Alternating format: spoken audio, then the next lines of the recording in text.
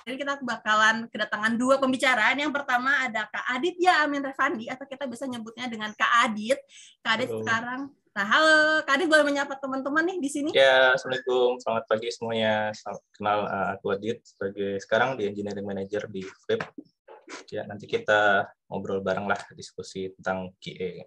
Yang lain udah pada bangun belum? Ya, udah pada mandi belum? Kepagian nggak nih jam 10? Kan Nah, siapa tahu ternyata kepagian boleh banget. Kritik dan saran kita terbuka ya di chat box. Oke, thank you Kak Adit. Kak Adit ini merupakan sekarang ini Engineering Manager di Flip, sebelumnya QA Manager, dan juga sebelumnya lagi tuh merupakan ex Gojek dan Bukalapak. Dan pembicara kita yang satu lagi adalah Jeng Jeng. Nah, meet Kak Sehan. Kak Sehan atau Kak Shehan Nugra merupakan, sekarang ini udah dipromosin ya Kak Sehan ya, sebagai Senior Test Engineer di Flip. ya. Mantap. Nah, Kak merupakan Senior Test Engineer di Flip, sebelumnya merupakan back-end developer, dan sebelumnya lagi merupakan full stack web developer di Langgas. Are you ready? Oke, let's get some test engineering insight. Dan pertama, Kak Adit akan memaparkan materinya. Silakan Kak Adit. Sebelumnya aku ucapin terima kasih banyak buat teman-teman semua ya yang pagi-pagi mungkin masih mager ya, jam 10 ya, jam 10 pagi hari Sabtu kan, terus Jumat bis kerja, mungkin ada yang begadang atau baru tidur belum lama ngoding gitu ya. Oh ya, sebelumnya aku mau nanya dong, teman-teman di sini kebanyakan background-nya apa ya? Apakah QA tadi aku lihat ada back-end, ada mungkin front end atau project manager gitu, boleh ditulis sebentar, aku pengen lihat nih background teman-teman semua. QA ya, TE, QA, oke. Berarti full stack, mantap. Full stack, oke. Oh, ada yang APM, UI, UX, wah, oke. Sip, oke, cukup. Oh, ada tim sales, oke, marketing, siap. Terima kasih semuanya. Oke, kita mulai ya. Jadi, di pagi ini kita ada dua sesi. Sesi pertama aku, sesi kedua nanti dengan Kak Sehan. Aku ada sesi sekitar kurang lebih 15 menit, lebih ke arah kayak perkenalan di Flip itu, QA kita seperti apa, testingnya seperti apa. Jadi ini aku agak bikin kayak apa ya, clickbait juga enggak sih. Jadi kayak testing development itu sebenarnya hanya gimmick atau suatu culture sih. Nah, tapi sebelumnya aku kenalin dulu, aku Aditya Amin Revandi, tadi udah di-mention ya, aku sekarang Engineering Manager, sebenarnya masih baru ya dari per Januari, sebelumnya sebagai QA Manager di Flip, dan join dari 2021 ya, 2020 Desember, belum lama juga, lebih lama Sehan ini. Dan sebelumnya udah kurang lebih 8 tahun sebagai QA, sebelumnya pernah di Bukalapak dan Gojek, dan itu ada kontak email aku, kalau nanti ada yang mungkin masih bertanya-tanya. Ya, sebelumnya ini kenalin tim aku ya, sebelumnya yang di foto atas ini teman-teman QA, atau kita sekarang berubah rebranding lah istilahnya, jadi test engineer. Sekarang kurang lebih ada 20++, 23, 25, dan yang di bawah ini tim aku di Ops Portal namanya. Jadi kalau ada teman-teman ada transaksi apa gitu kan di Flip, terus ada mungkin problem atau mungkin ada sesuatu pengen ngecek transaksinya dan sebagainya gitu, ada kayak portal dashboardnya itu ada teman-teman Ops Portal ya, ini ada tim engineering dan satu PM, ini salah satu timku juga, jadi ada dua tim lah ibaratnya yang aku kerja bareng. Oke, sebelumnya aku mau pemanasan dulu ya. Kira-kira teman-teman bisa bantu di kolom chat nggak ya? Ada 3 pertanyaan nih yang aku mau lempar. Pertama, sebenarnya kualitas atau quality itu tanggung jawab siapa ya? Apakah seorang tester doang, QA doang, atau mungkin developer, atau siapa ya? Terus seluruh tim, oke. Terus ke pertanyaan kedua, sebenarnya proses testing dalam SDLC atau Software Development Lifecycle yang dari planning sampai deployment dan sebagainya itu di mana sih proses testingnya? Ada yang boleh bantu lagi? Ayo, ada yang mau nge-type di chat section? Semuanya, oke. Ada yang lagi? Saat sprint maksudnya sprint berjalan ya? Ada lagi? Seluruh tim itu yang pertanyaan pertama ya. Oke, yang pertanyaan ketiga, sebenarnya automation testing itu apakah hal yang benar-benar paling berharga itu sebagai seorang QA kan? Apalagi belakangan apa ya, kayak hype kayak, ibaratnya kayak QA itu harus bisa nge-automate gitu, kayak, gimana sih nge-automate API, nge-automate mobile apps, automate di sisi webnya. Tapi apakah kayak langsung ke arah situ gitu loh, atau ada something lain yang perlu kita perhatiin dulu? Testing ada di testing, oke. Menarik nih jawaban teman-teman, mantap nih, pagi-pagi sudah ramai. Oh ya, ini coba kalau nanti ada yang kasih jawaban yang menarik, nanti bisalah kita langsung dicolek ke interview ya. Ini di sini juga ada teman-teman people ya. Oke, nah sebenarnya kalau kita melihat kayak proses development itu kayak paradigmanya gitu, aku bisa membagi itu sebagai dua. Di sini aku nulisnya kayak mazhab ya. Maksudnya apa? Coba pahami dulu di tim teman-teman atau di tim kita itu proses testingnya tuh kayak gimana sih? Apakah dianggap proses testing itu adalah bagian dari suatu development? Maksudnya ya dari sprint planning terus di-code oleh teman-teman dev, testing dan let's say deploy, atau dianggap beda nih kayak testing itu berbeda, tidak satu bagian part sebagai proses development.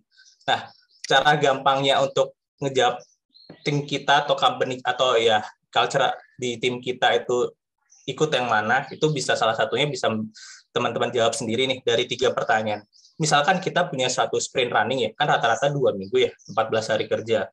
Apakah kebanyakan dari satu sprint itu habis waktu ngetesnya hanya di 1 sampai 2 hari gitu, kayak di akhir-akhir?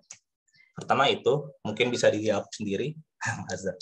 Ya, terus kedua saat sprint planning atau grooming, sprint planning atau apapun istilahnya, intinya saat persiapan itu point effort atau story point atau sprint point atau estimasi terkait effort itu apakah hanya dilihat dari seberapa effort teman-teman dev itu mendevelop atau mengimplement suatu fitur atau kerjaan itu?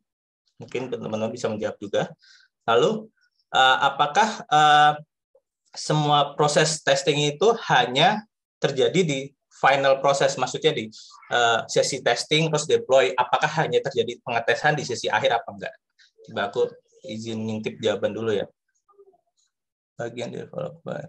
Tidak, story point dihitung dari effort testing juga saat sebelum development. Wih, menarik jawabannya.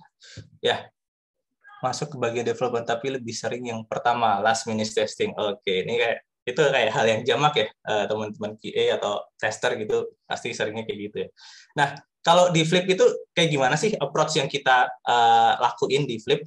Nah, ini kan ada proses SDLC lah ya, dari nomor 1 planning, analysis dan sebagainya, implementation, terus maintain, terus balik lagi kan, ini mungkin udah familiar lah ya, bahkan dari zaman kuliah dulu ya.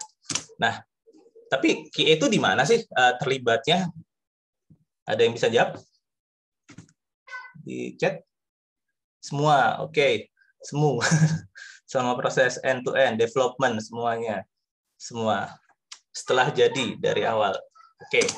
Ya, semuanya, ya jawabannya adalah semuanya. Semuanya itu milik QA. Maksudnya QA terlibat di situ. Nah, itu kalau di Flip. Nah, kita, ini untuk disclaimer, kalau ini tuh kayak mengasih kayak kata pengantar dan kulit-kulitnya lah, nanti kalau dagingnya nanti bisa lebih dijelasin lagi sama Kak Sehan nanti ya. Nah, sebenarnya kalau di Flip gimana? Misalkan di awal kan kita ada fase planning ya, itu biasanya ada planning, negotiation, estimation, documentation, terus ada forecasting kayak, nanti katakanlah di sprint depan kita mau ngelakuin fitur A nih, ataupun ada bug fix ini dan sebagainya, kan biasanya stakeholder-nya itu ada teman-teman BEV, ada teman-teman PM atau teman-teman dev, designer, tester atau QA juga terlibat, itu kan di planning ya. Ini mungkin masih biasa. Nah, maaf, ini ketutupan ini. Nah, tapi kalau di kita pengen tuh saat sprint planning tuh justru kalau menurut saya adalah part yang paling vital ya. Kenapa? Karena diharapkan dari sisi planning itu kita udah ada hasilin output berupa satu requirement yang cukup jelas nih dan terlihat dari berbagai perspektif. Kan biasanya kan kalau requirement itu datang dari teman-teman produk ya, atau mau dari stakeholder ya, pokoknya ada stakeholder lah. Bisa jadi itu requirement-nya hanya menitik beratkan mungkin ke arah business side yang kadang-kala ada hal-hal yang teknis yang agak luput gitu kalau tidak ada review bersama oleh teman-teman baik itu dev ataupun QA.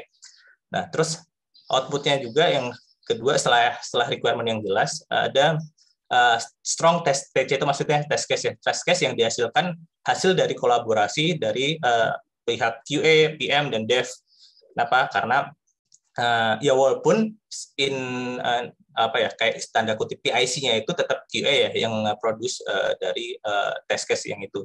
Cuman akan lebih baik kalau test case itu juga merupakan hasil dari kayak digodok bareng nih. Misalkan dari QA ada perspektif, oh gimana kalau fitur ini ternyata seperti ini nih. Terus dari kita kayak pairing nih dengan PM, oh kalau dari business side mereka ada kebutuhan apa gitu. Terus dari dev, oh tapi dari technical ada tech dev-nya ada mungkin ada concern apa enggak yang mungkin teman-teman dev itu bisa ngasih saran atau mungkin kayak oh ini coba nanti dites kalau kondisi internetnya kayak katakanlah lemot atau mungkin kalau orientasi portrait atau landscape itu kan jadi ada digabung bareng-bareng gitu. Terus ada clear effort yang dibutuhin. Jadi ini menyangkut yang tadi mirip ya.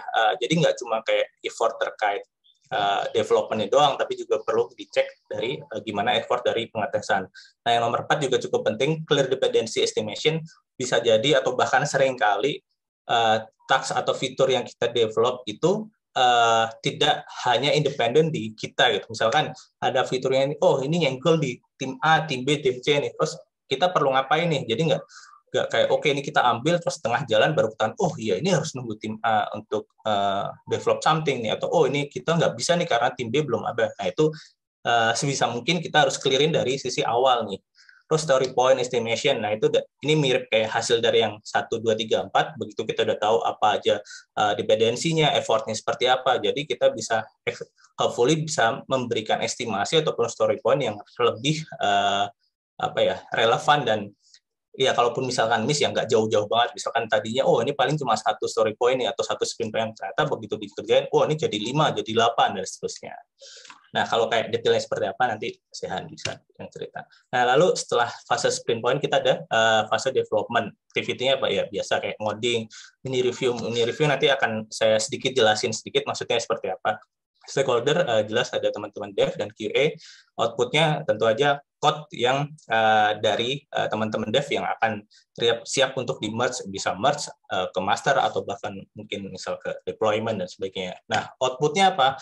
Adalah suatu code atau final code dari dev yang siap untuk merge ke master. Tapi kita juga ada semacam kayak mini review. Mini review adalah kayak dev itu kita minta juga melakukan kayak self-test gitu. Ibaratnya kan biasanya kalau teman-teman dev itu ngoding di feature branch-nya masing-masing, kayak misalkan aku nih devnya, misalkan QA-nya adalah Sehan, aku mau bikin fitur ini, itu sebelum aku nyerahin ibaratnya, ini Syekh tolong dites, aku sebagai dev juga harus aware nih, oh ini misalkan fitur ini kan tadi test case-nya udah jadi nih, test case yang dibikin oleh teman-teman QA, teman-teman PM, dan QA, PM, dan dev, terus kita cek, aku sebagai dev cek, oh ini fase ini atau fitur ini, case ini aman nih. Nah, itu baru nanti mungkin ada hal-hal lain kayak edge cases yang perlu divalidasi oleh QA. Nah, itu bisa nih nanti kayak ibaratnya code yang udah siap lah di merge. Terus ataupun kandidat code automation to be review. Ini kalau misalkan in case-nya adalah automation. Yang mirip. Nah, jadi dengan kata lain di Flip ini kita tidak hanya menitik beratkan proses testing itu oleh seorang QA saja ataupun di akhir, tapi kita ingin bilang kalau quality adalah responsibility-nya tim gitu semuanya. Cuman kan in real world-nya atau masih susahnya adalah kadangkala kalau kita tanya ke seseorang nih, testing di tempatmu tanggung jawab siapa sih? Bilangnya, oh tanggung jawab semua kok. Tapi buktinya apa? Misalkan bisa kita pakai kayak encounter ngasih pertanyaan aja. Oh ini testingnya kayak gimana? Kayak tadi ada beberapa bagaimana kapan testingnya dan sebagainya. Nah terus ini selanjutnya yang disalahkan kayak ya itu benar Mas Muhammad Rauf. Kalau blame-blamean kayak berarti jangan-jangan cuma gimmick doang kan kayak yang judul yang aku bilang di depan ya. Terus ya untuk di Flip kita tidak ada kayak blaming gitu Mas. Jadi insya Allah aman Mas. Kalau ada yang blaming ya kita ajak ngopi aja ngobrol-ngobrol. Oke, untuk yang bahasan selanjutnya kayak tadi yang udah aku singgung juga automation test itu bagus. Tapi nggak usah FOMO kayak apa ya, FOMO tuh kayak pengen karena lagi ngetren nih, pokoknya QA itu harus bisa automate, terus harus belajar. Itu ya, belajar bagus, cuman sebenarnya aku ngasih 2 pertanyaan. Automation test itu untuk apa sih? Terus apakah kita memang butuh mengautomate semua skenario? Ada yang bisa jawab dulu nggak 2 pertanyaan ini? Mungkin ada 1 atau 2 orang.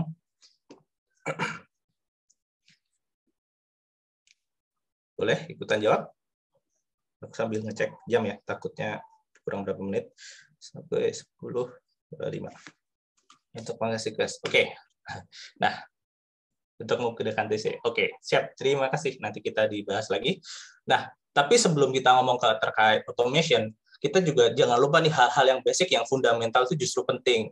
Yaitu apa? Satu, sebelum kita kayak langsung automate, kita harus tahu dulu requirement kita tuh seperti apa. Kita harus bisa menganalisis dulu gitu. Jangan sampai kayak, ini ada fitur nih, katakanlah di sprint plan ini ada fitur bagus nih, atau penting lah, terus langsung ya udah di automate langsung gitu. Tapi kita kayak nggak tahu ini apa ya requirement-nya. Terus sampai sini, ya udahlah yang ini aja biar gampang misalkan ya. Nah, terus kedua, bikin test case yang clear based on requirement dulu. Kelanjutan dari yang atasnya, dari nomor 1, setelah kita tahu requirement seperti apa, kita analisis, ini bisa nih di automate, ini enggak, atau ini requirement-nya menitik beratkan pada apa, misalkan performance testing berarti kan dia menitik beratkan kalau misalkan jumlah user yang mengakses itu sekian dalam sekian waktu, terus titik beratkan ke situ, atau mungkin ini titik beratnya adalah terkait apa gitu. Nah, itu kita harus bikin test case-nya yang clear gitu. Habis itu kita kategorisasi ini mana test case yang kira-kira high level, atau kita nyebutnya kayak critical atau P0, terus mungkin medium atau P1, dan itu kenapa penting, karena sebenarnya kalau aku bilang test case itu kan dynamic ya, maksudnya gini, fitur login. Bisa aja ada si A itu aku minta dia bikin test case, dia menghasilkan 10, si B bisa menghasilkan katakanlah 20. Mana yang benar nih? Bisa jadi semuanya benar gitu. Tapi kalau kita runtutin lagi dari 10 sampai 20 test case itu, yang benar-benar kritikal tuh apakah sudah tercover apa enggak gitu. Nah, kenapa itu penting? Karena ya kita kan sebagai manusia juga keterbatasan ya, nggak mungkin semua cases itu kita handle gitu ya. Mungkin yaitu kayak kita milah-milah dulu, karena namanya di kerjaan kan banyak ya, mau fitur A, fitur B, kalau kita habis di itu aja ya nggak bijak gitu kan. Jadi kita harus bikin skala prioritasnya, mau dia baik. Ya ini bisa tektokan juga dengan teman-teman business side kayak ataupun PM terkait apakah ini blocker atau critical, atau mungkin kayak apa ya istilahnya lipstick ya, kayak ini ada typo dikit, atau ini warnanya harusnya kurang biru atau apa. Nah, setelah kita mengkategorikan, kita ambil nih beberapa dari mereka yang akan di-automate, karena kan tidak semua test case itu bisa kita automate ya. Tergantung satu mungkin kayak gimana kegunaannya dia, atau mungkin ada hal-hal yang masih butuh intervensi manusia, itu kan ya kurang oke kalau kita bikin automation. Nah, setelah itu, setelah kita bikin, ya kita kategorisasiin lagi nih automation kita. Apakah itu automationnya untuk tes skenario yang kritikal, atau yang medium, atau yang ini low aja nih. Nah, itu penting karena nanti kita, misalkan yang kritikal, kita akan ngecek itu, misalkan ada deployment, si automation test itu harus pass nih. Kalau ada failed, kita harus cek apakah ada memang bug dari sisi fiturnya, atau malah mungkin automation testnya yang perlu di-update. Nah, setelah kita bikin ya nggak cuma dilepas gitu kan, kita juga harus nge-maintain ya. Apalagi kalau misalkan sprint ini develop apa dan sebagainya, kan harus di-make sure untuk tetap untuk up to date. Terus ya repeat, diulangin lagi lah untuk ke semua fitur gitu. Oke. Nah, this flip untuk terkait automation, untuk automation test itu balik lagi seperti yang tadi di awal, karena kita menerapkan testing ataupun quality itu kita share ke semuanya, bahkan ya mungkin kalau istilah kerennya si flash test ya. Nah, makanya itu automation test itu di develop nggak cuma oleh QA tapi oleh dev. Jadi misalkan nih front end-nya mereka juga punya responsibility untuk bikin automation test di sisi front end. Ada mobile dev juga bikin automation juga, atau mungkin yang API ataupun kalau unit test masih tetap ranahnya tim dev ya. Terus automation kita juga sudah terintegrate ke pipeline dari deployment. Misalkan kita mau deploy suatu fitur ini nih, dia akan pertama nge-trigger unit test dulu, baru ke integration ataupun automation test yang kita bikin oleh tadi baik teman-teman TE atau QE ataupun dari dev.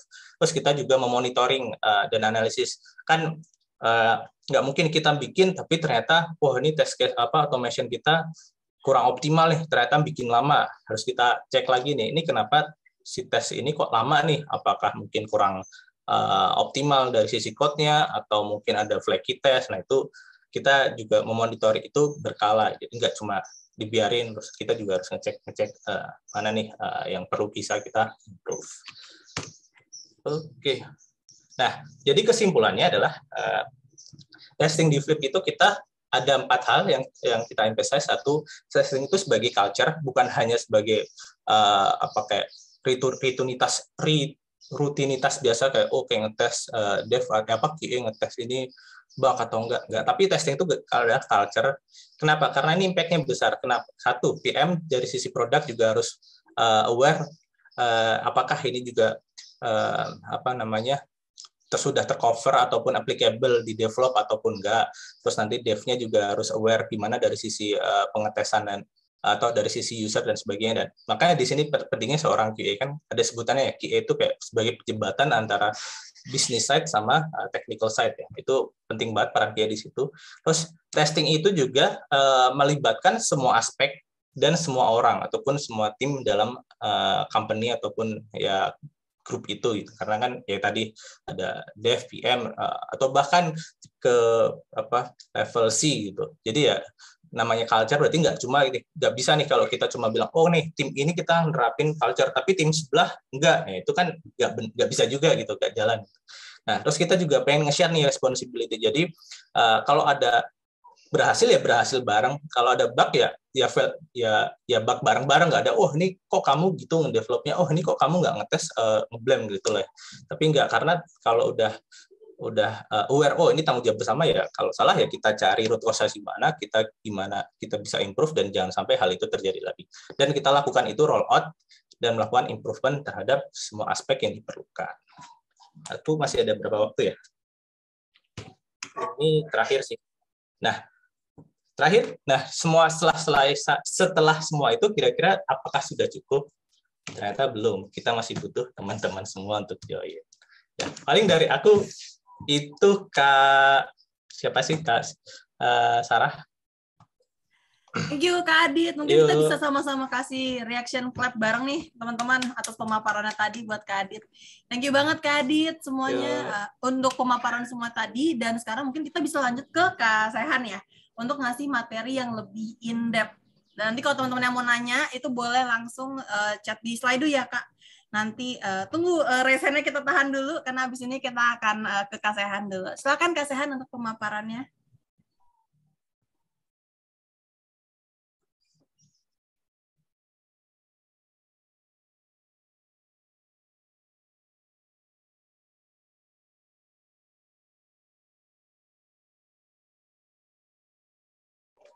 Masih di mute saya? Masih mute Kak. Aku izin unmute ya. Oh ya, sorry.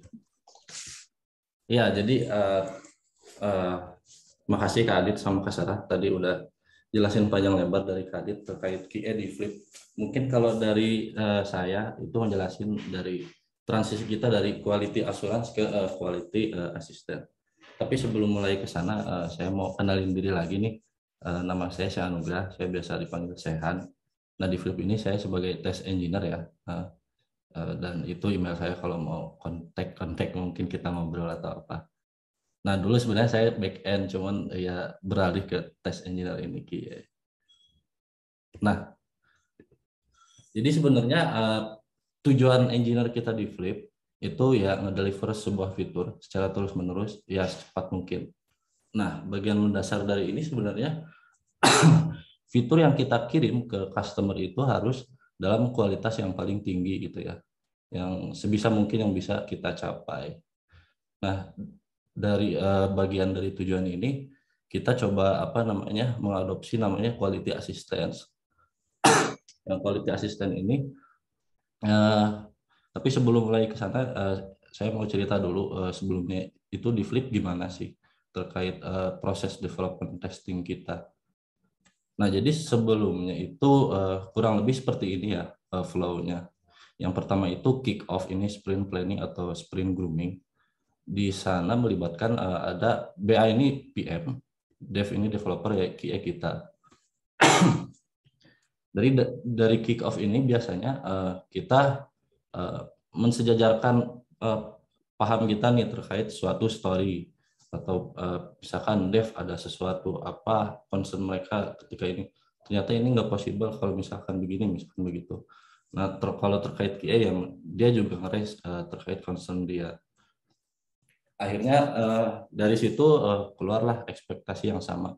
Nah antara dev, PM dan QA. Lalu dev mulai lanjut coding dari dari output yang sebelumnya.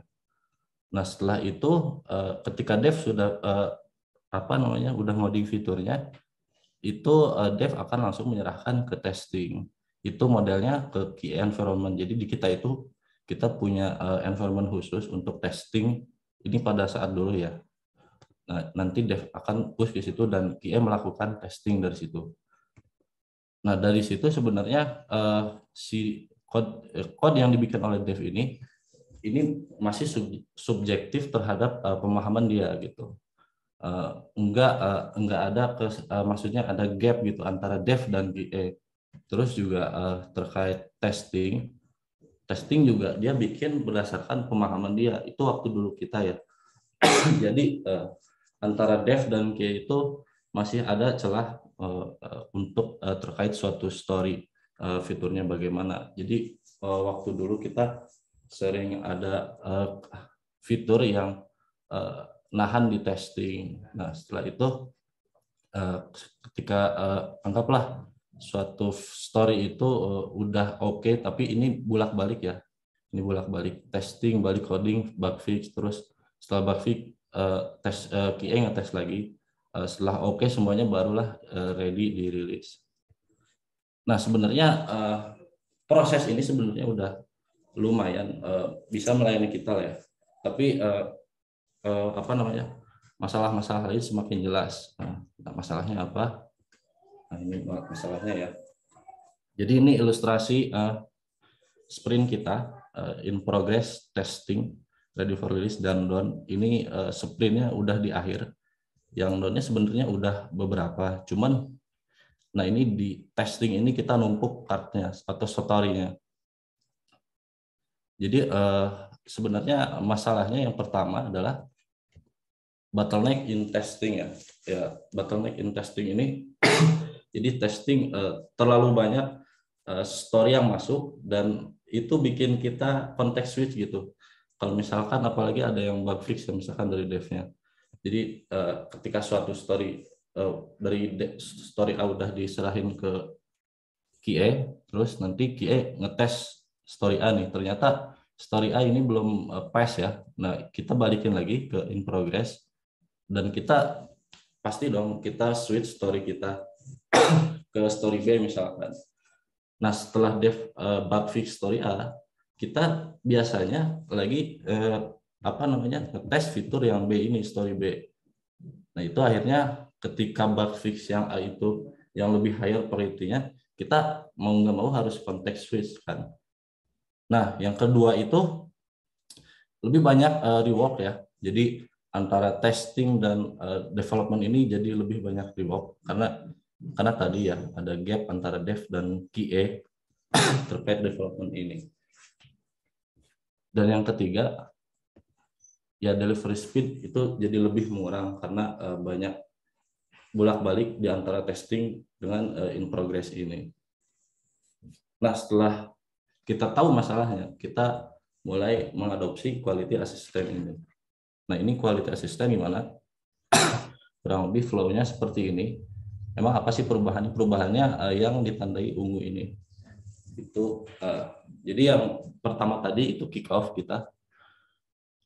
setelah kick off itu kita tambah stage baru namanya tes analis.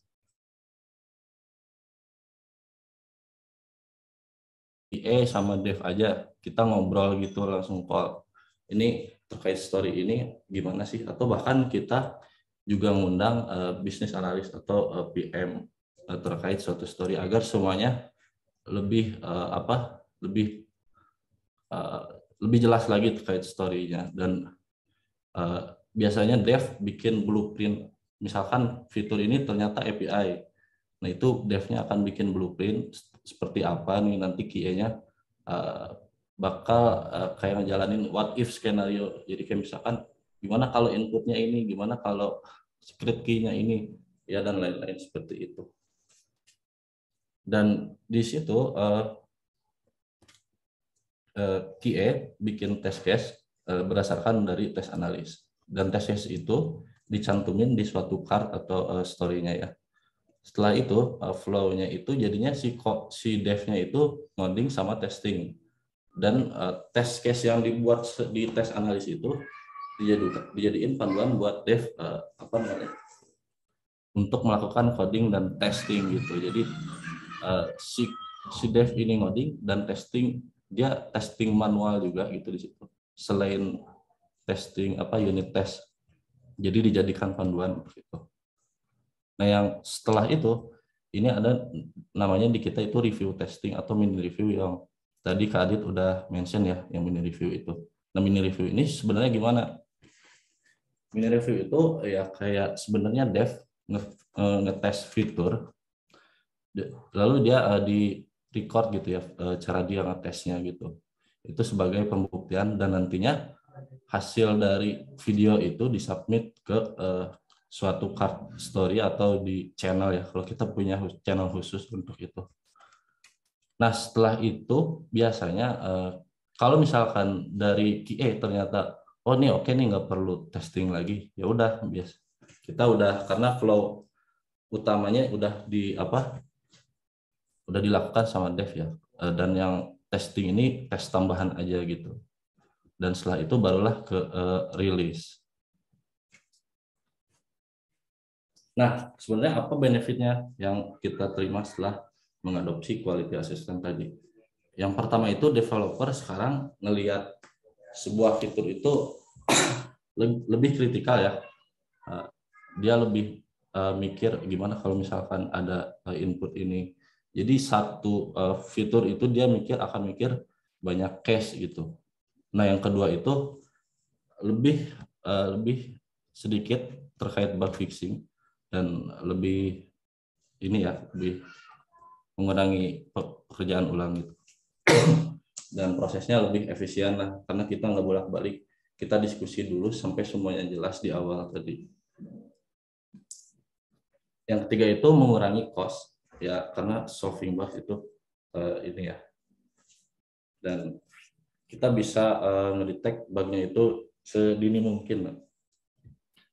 Yang keempat itu kita lebih bisa dapat higher quality dari sebuah produk dan lebih sedikit patch atau code fix yang tadi itu yang dari QA itu bilang ke dev, oh ternyata ini ada bug dan dev harus fixing lagi kan setelah itu.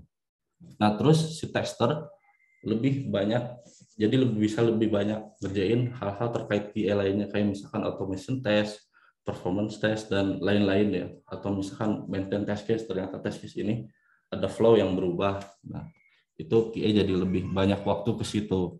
Lebih lega lah istilahnya. Nah, sebenarnya sekarang tester itu ngapain kalau misalkan semuanya dites sama dev kan? Jadi pertanyaan sekarang gitu.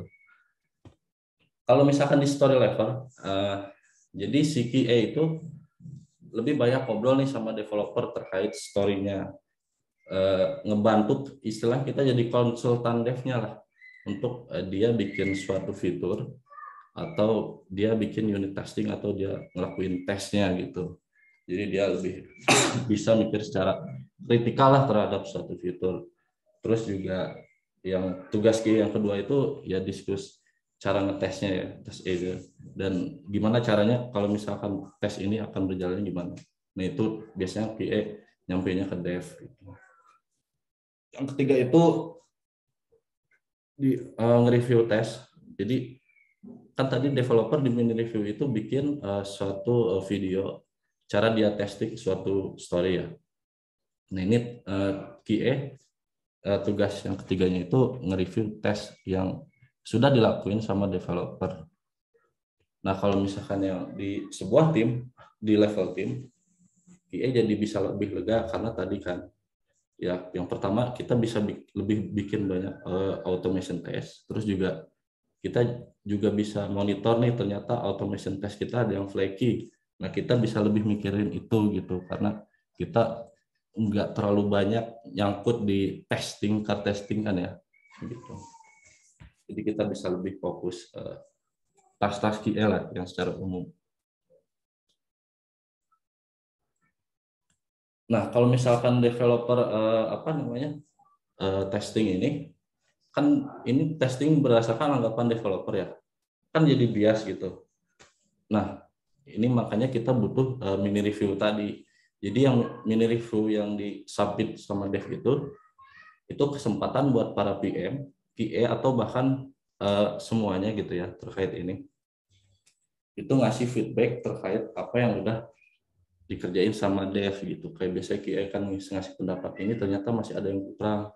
Kalau misalkan skenario ada yang kurang lagi, ini kalau misalkan begini gimana nih? Nah nanti dev biasanya, oh ini ternyata masih kurang, saya lupa, misalkan begitu. Nah jadi mini review adalah tempatnya para PM, QA, dan dev lain untuk nge-review codingan atau fitur yang di-develop sama dev tadi.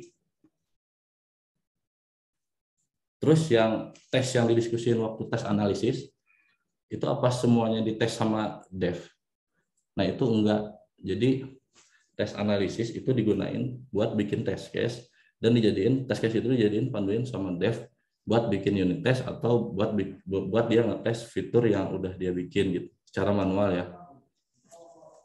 Nah biasanya tes-tes yang didiskusiin di tes analis ini itu yang high priority atau P0, P0 gitu. Jadi yang main fiturnya lah terkait ini. Jadi enggak semua test case yang dibikin waktu tes analis itu dites sama dev. Dan kalaupun ada testing tambahan itu yang setelah mini review tadi stage. Nah, apakah setelah begini developer jadi banyak workload-nya? Enggak sih harusnya. Karena dev itu memang diharapkan dia ngetes fiturnya terlebih dahulu ya sebelum dia ngasih langsung ke QA. Dia nggak bisa kayak misalkan dia develop fitur A, udah nih tolong tesin QA buat fitur ini. Nah itu kan jadi QA jadi harus ngetes semuanya karena tadi dia nggak ngelakuin tes sama sekali nih devnya. Jadi harusnya dari dev itu ngetes ya fitur utama dia lah. Terus setelah itu QA memastikan dari mini review tadi. Dan tadi Kak Adit juga udah mention quality tanggung jawab semua ya. Jadi ya emang ini diharapkan dev melakukan testing terhadap software dia. Nah, kita udah buat bantu kita ngelakuin testing yang lebih baik. Kita punya tim sebenarnya. Nah ini tim ini namanya kalau di Flip itu Test Engineer R&D. Nah ketuanya ini Kak Adit ya. Jadi inisiatif ini dari Kak Adit sih terkait R&D ini. Dan anggotanya ini teman-teman saya, ada Kak Adit, Mas Miftah, saya sama Mas Lutfi. Mungkin Mas Lutfi ada di sini ya. Ya ini jadi tugasnya R&D sebenarnya ngapain? Nah mereka itu kayak mikirin test case, misalkan gimana nih standar test case yang harus di-apply ke semua tim. Jadi testing itu lebih baik lah untuk semuanya. Terus kayak misalkan dari QA lainnya ternyata ada kesulitan mereka bikin automation pakai framework ini. Nah ini tim R&D ini yang akan mikirin. Terus juga kayak terkait flaky atau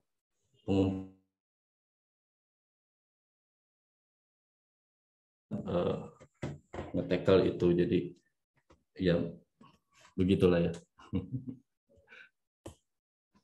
Ya Jadi kesimpulannya sebenarnya dari perpindahan quality assurance ke quality assistant kita udah ngelihat nih benefitnya.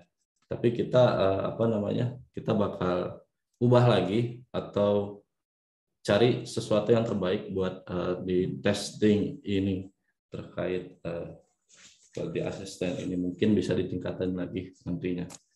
Nah, kita belum tahu lagi sih terkait apa yang harus kita tingkatin lagi.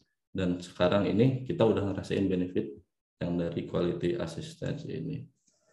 Gitu. Mungkin saya kembali lagi ke Kak Sarah. Silakan.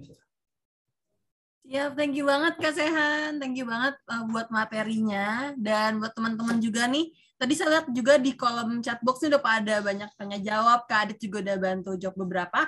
Mungkin kita lebih, biar nanyanya lebih banyak lagi nih ya, bisa langsung tanya ke Kak Sehan sama Kak Adit, itu via Slido nih. Jadi mungkin minta tolong sama Kak Dita, kita mau coba intip nih Slido-nya. Gitu, kira-kira udah berapa banyak pertanyaan sih gitu. Tadi sambil nunggu Kak Dita mungkin share slide-nya, tadi aku mau sempat recap juga sedikit ya, kalau kita ternyata di sesi hari ini kita udah dapat nih beberapa materi ya tadi tentang ternyata ada stage-nya ya dalam testing development, seperti ada planning, ada development, testing, dan juga ada output-nya masing-masing. Terus juga tadi Kak Sehan udah menjelaskan bahwa dan memaparkan ya bahwa untuk tester sendiri tuh ada beberapa bagian, ada untuk story level, untuk tim level, itu beda-beda. Gitu. Dan mungkin teman-teman nih di sini yang di chat box kan udah mulai rame juga nih bertanya, bisa langsung kita berpindah melihat pertanyaan di slide. Mungkin aku boleh langsung kasih pertanyaannya nih dari Anonymous, itu mau tanya requirement skill yang dibutuhkan Flip untuk posisi test engineer ini apa aja sih gitu. Tertarik soalnya, terima kasih. Oke, langsung dijawab atau enggak nih, Sarah? Yap, langsung dijawab aja. Ya, kalau requirement sebenarnya sudah cukup terpampang ya di halaman career page yang di Flip. Cuman kalau aku boleh kayak ngasih beberapa poin utama, ya pertama tentu basic atau skill terkait QA ya, kayak bikin test case gimana, reporting bug gimana, analisa suatu fitur ya, terkait kayak bikin test case balik itu tadi sih, terus kayak gimana pandangan dia kayak sebagai QA itu apa aja sih harus yang diperhatiin. Terus ada juga dari sisi teknis kayak automation dan basic skill programming. Oh ya, untuk di Flip kita tidak membedakan ini posisi QA manual, ini QA automation, tapi kita mix ya, karena di Flip kita percaya untuk approach terkait nge-mix ataupun kayak hybrid itu lebih efektif sih. Jadi dia juga harus tetap bisa manual dan automation. Cuman untuk codingnya juga nggak harus yang sedip kayak teman-teman dev ya, at least tahulah kayak basic programming seperti apa, apapun bahasanya ya maksudnya. Walaupun di Flip kita pakainya JavaScript ya, cuman kalau mungkin sebelumnya taunya Java atau Python atau PHP itu nggak masalah ya, it's okay. Ya kurang lebih itu sih kalau requirement skill-nya. Oke, thank you Kak Adit. Dari Kak Sehan mau menambahkan? Terkait pertanyaan yang pertama ya? Ya. Iya, udah cukup. Oke, siap. Terima kasih. Oke, tadi sempat ada isu sedikit, mohon maaf teman-teman. Tapi ini aku tadi lupa, kalau misalnya teman-teman tadi kan kita mau minta 2 orang nih untuk bertanya langsung. Jadi mungkin kita akan kasih dulu nih 2 orang buat bertanya langsung, bisa raise hand. Jadi langsung nanya nih ke Kak Adit sama Kak Sehan. Gitu. Jadi kalau ada bisa raise hand sekarang. Mungkin sebelum kita akan lanjut lagi masuk ke slide. Oke, dari Kak Laila, boleh langsung on mic.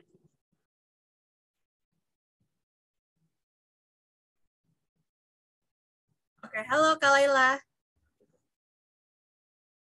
Halo, suaranya kira-kira terdengar kah? Oke, Kak Laila, di aku belum ada suaranya. Kalau di Kak Sehan sama Kak Adit sudah ada suaranya kah? Ya, belum ya. Belum ya? Ya udah. Oke, aku sambil menunggu, mungkin aku izin ke Kak Febrian dulu ya, Kak Laila. Halo Kak Febrian, salam kenal. Halo. Suaranya ada kah? Kedengeran suaranya? Iya, kedengeran. Halo. Iya, Kak Febrian silahkan bisa bertanya langsung kepada Kak Sehan atau Kak Adit. Iya, Kak Adit, tadi jadi saya mau tanya untuk yang tadi kan disebut sama Kak Adit bahwa di Flip itu testing udah menjadi culture gitu ya, Mas Adit. Nah, yang saya mau tanyain, gimana sih prosesnya di Flip untuk menjadikan testing sebagai culture gitu? Sebelum menuju ke sana, kita tuh harus bisa apa dulu, atau mungkin kita harus nyiapin apa dulu gitu, Mas Adit? Itu aja sih pertanyaannya. Makasih, Mas. Oke, terima kasih, Mas. Siapa tadi? Lupa. Febri. Febri. Siapa? Febri ya, Mas. Oh ya, Mas Febrian. Ya, ini sebelum kita kayak langsung, oh kamu harus ngoding ini, kamu enggak. Tapi kita balik lagi ke kayak high level needs-nya, kayak kita ngobrol lah sesama, ya mungkin bisa diwakilin mungkin kayak head kayak head engineering-nya atau lead masing-masing role-nya, dan teman-teman produk kita ngobrol ini, kita tuh apa sih yang pengen kita capai gitu kan, apakah tim ini bisa duluan kayak achieve OKR dia, tim ini enggak, atau kita pengen growth bareng-bareng sih. Kita balikin lagi kayak diskusi, open discussion lah, dan kita sepakat, oke, kita sepakat kalau kita bisa mendeliver suatu produk yang berguna oleh teman-teman user di Flip kan. Itu kan pasti sama, nggak mungkin kalau ada teman Flip yang enggak, aku nggak mau fitur kita bagus, kan nggak mungkin ya. Dari kesepakatan gitu kita pilah-pilah nih, misalkan dari teman-teman produk itu ekspektasinya seperti apa sih, let's say bisa fiturnya ini terdeliver dengan on time, dengan baik, dengan mungkin ada suatu metrik yang bisa dicapai. Terus kalau dari sisi engineering, kayak gimana sih ekspektasi dalam melakukan development dan sebagainya, mungkin ada ini dan bisa ini dan seperti itu. Terus kita waktu itu aku mewakili kayak sebagai QA ada misalkan kepentingan seperti ini nih. Kalau misalkan kita taruh misalkan testing itu ditaruh di akhir, ya it's okay, tapi nanti akan ada implikasinya seperti ini. Nah, dari situ coba kita kayak approach, gimana kalau daripada kita naruh kayak testing itu sebagai akhir, bisa nggak kita shift left, kita rata ini sama-sama. Toh sebenarnya mindset kita kayak maksudnya testing itu sebenarnya kan kayak bukan kayak ini kerjain sendiri, enggak, tapi kayak secara natural kan tiap orang juga sebenarnya udah melakukan testing. Kayak misalkan nggak mungkin seorang PM tuh bikin kayak requirement tuh ngasal, pasti kan dia juga mikir, ini bener nggak, atau mungkin teman-teman dev nggak mungkin mereka akan ngoding ngasal-ngasalan, ini fitur ini bener nih langsung, tapi tanpa memikirkan ini bener nggak ya. Sebenarnya kan pada dasarnya mereka juga udah punya mindset itu kan. Nah, tapi coba kita mengejawantahkan kayak ya di bareng-bareng mungkin kayak gini loh, oke, tapi terus kita coba create itu sebagai mungkin suatu dokumen atau suatu kayak SOP atau apapun yang bilang kita agree nih kalau emang kualitas itu bukan terkait kayak kualitas itu untuk di QA, tapi untuk ke semua tim. Baru nanti kita bisa jadiin action item dari sisi dev itu seperti apa sih implementasi kayak culture testing itu seperti apa, untuk teman produk gimana, untuk QA gimana, ataupun untuk desain dan sebagainya. Kayak gitu sih, Mas. Jadi ya diskusi sih, diajak ngomong gitu. Dijawab nggak ya, Mas Febrian? Oke, terima kasih, Mas. Paham, Mas. Ya, terima kasih. Thank you, Kak Febrian. Mungkin tadi Kak Laila mau coba tanya lagi, atau ada satu orang lagi yang mau bertanya sebelum kita masuk ke Slido? Halo, udah masuk ya, Mbak? Halo, iya, halo, udah masuk suaranya Kak Laila. Ya, silakan, Kak. Oke. Iya, ini mau tanya soal di Flip sih. Tadi kan ada di Flip beberapa environment ya, ada dev sama staging kalau nggak salah. Nah, kalau misalkan di environment dev sama staging pernah nemuin isu yang berbeda nggak? Misal di staging nih ada isu, ternyata pas dicek sama di dev itu aman-aman aja gitu. Nah, kalau misalkan emang ada kejadian seperti itu, kira-kira solusi yang dicari itu seperti apa caranya? Nah, terus mungkin saya mau nanya satu lagi mengenai mini review. Itu kan tadi di mini review dilakukan bersama dari BA, QA, sama developer. Nah, bentuk dari mini review itu sendiri, apakah dari ketiga stakeholder tersebut kita tes dari unit testingnya yang dibuat oleh developer, atau sebenarnya ada requirement sendiri supaya ekspektasi yang didiskusikan secara bersama itu sesuai gitu. Itu sih paling. Thank you. Sihan mungkin bisa jawab yang pertama. Silakan kan. Environment. Environment. Ya biasanya ada perbedaan environment. Ya kita pernah ngalamin ya. Jadi kita tuh punya banyak environment di Flip. Ada yang punya environment punya tim payment anggap, ya. Ada yang environment punya tim integration misalkan begitu. Nah, itu kita terkadang emang ngalamin. Nah, cara kita ngatasinnya itu sebenarnya sekarang udah jarang sih ya, karena environment QA ini udah di satu istilahnya server gitu. Jadi nggak ada perbedaan kayak misalkan anggaplah si Flip ini, program Flip ini dideploy ke suatu mesin. Jadi softwarenya itu udah sama semua, konfigurasinya udah sama semua, dan itu udah mengurangi perbedaan apa namanya ketika misalkan di environment A ada sesuatu, ternyata di environment B ini nggak terjadi sesuatu, itu udah cukup mengurangi. Nah, kalau misalkan dari dev sendiri itu mereka udah pakai Docker ya, jadi Docker itu kayak kontainer gitu. Nah, itu udah sama. Jadi tiap dev itu nggak ada perbedaan. Kurang lebih untuk yang pertanyaan pertama begitu. Mungkin dari Kak Adit ada tambahan nggak yang pertama? Cukup sama. Ya, lanjut yang pertanyaan kedua terkait mini review ya tadi ya, Kak Laila. Jadi mini review ini sebenarnya itu testing yang dilakuin sama dev secara end to end ya, itu baik manual atau ya manual sih biasanya kalau di kita. Dia tuh kayak apa namanya ngelakuin tes fitur itu, terus dia rekam cara dia ngetesnya, terus setelah itu dia submit hasil rekamannya itu ke suatu channel kalau di kita, atau mungkin bisa di card-nya juga. Nanti untuk para PM, QA dan dev lainnya bisa review di thread itu gitu. Kurang lebih mini review bentuknya kayak gitu kalau di kita. Itu cukup menjawab Mbak Kalena.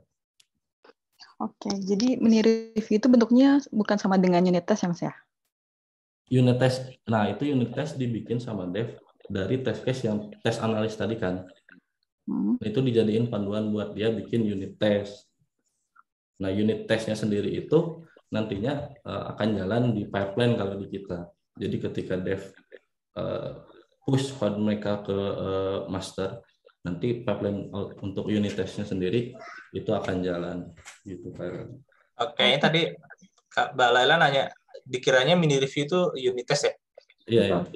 Oh, bukan. Jadi mungkin aku nambah sedikit kayak tadi yang dibilang Sehan, sebenarnya mini review itu proses ada kayak teman-teman bisa dev atau QA itu mendemokan apa yang udah mereka kerjain gitu. Kayak misalkan nih ada fitur login, terus kan biasanya setiap task atau kerjaan kan ada di card ya, baik itu pakai Jira atau di Flip kita pakai ClickUp atau mungkin ada yang pakai Trello dan sebagainya, kan ada kayak DOD ya, definition of done-nya, misalkan fitur ini bisa melakukan misalkan login nih, bisa login pakai username, password, terus bisa klik lalu bisa masuk ke halaman homepage misalkan. Nah, misalkan si Sehan bikin test case itu tuh, terus aku nge-developnya, aku sebagai devnya, aku bikin fitur itu, terus aku kayak menunjukkan nih loh, yang aku bikin udah sesuai. Mungkin dari sisi aku ngerasa ini udah sesuai nih, terus aku demokan, baik itu kita pakai Slack atau mungkin atau apapun lah, software apapun yang teman-teman pakai di company untuk nunjukin nih kerjaan yang lagi aku lakuin, tapi itu biasanya masih di branch-nya lokalnya dev. Jadi aku tunjukin nih, Syekh, ini udah bener nggak? Atau mungkin ada request dari Sehan, coba kalau misalkan diutak-atik nih, coba kalau username dianggap salah atau ada masukin karakter spesial nih, akan error nggak? Terus aku cek, ini nih kalau kayak gini. Atau mungkin dari teman-teman PM ada yang request dari sisi bisnis side, coba kalau dibikin apa, bisa nggak? Masih tetap PES nggak? Nah, sebetulnya lebih ke arah kayak gitu sih, kayak memake sure kalau kerjaan di tiap-tiap tim itu udah benar gitu. Oke, Mas. Jadi kalau misalkan di dev itu ada double check ya, ada unit testing dan ada juga mini review. Betul ya. Ya. Kalau unit testing itu ya internalnya punyanya tim dev doang gitu. Ya bisa jadi unit test perlu di mini review kan, tapi ya mungkin stakeholder yang ikut mereview PM nggak harus terlibat karena kan PM nggak ngecekin unit test kan. Gitu. Mungkin sesama dev atau mungkin QA juga mau ngecek ya, it's okay, itu kan ya disesuaikan siapa stakeholder yang terkait pekerjaan itu. Oke, Mas. Oke, jelas ya. Thank you. Thank you Kak Laila udah untuk bertanya dan juga thank you banget sama Kak Adit dan Kak Sen yang udah menjawab. Berarti sekarang kita bisa langsung masuk ke sesi Slido. Ada di pertanyaan pertama dari Mas Muhammad Zainul Mutakin bertanya bahwa apa yang melatar belakangi Mas Ehan beralih dari back-end ke QA? Mungkin langsung ke Mas Ehan, bisa dijawab. Ya, jadi waktu pertama saya join Flip itu sebagai backend engineer memang. Nah, pada saat itu, ini saya sekalian cerita aja kali ya. Jadi pada saat itu di Flip itu developernya masih sedikit dan developer sama QA-nya itu kurang lebih masih 10 developer kalau nggak salah. Dan QA nggak ada waktu itu, waktu saya di sana. Nah, sebenarnya saya waktu itu sama atasan saya itu bilang kalau kita tuh butuh automation testing dan itu harus jalan di pipeline. Nah, saya sampaikan inisiatif itu ke atasan saya waktu itu Bang Anjar. Terus kata Bang Anjar, oh ya oke. Dia mengokekan bahwa ternyata di Flip itu harus ada automation test yang jalan. Akhirnya dari sana saya bikin automation test sebanyak mungkin. Lalu setelah itu saya dipindah role jadi test engineer. Itu yang latar belakangnya itu sih ya. Kenapa jadi test engineer? Akhirnya dari situ ya udah saya belajar terkait tentang test engineer. Bukan karena bosan ngoding ya, sih.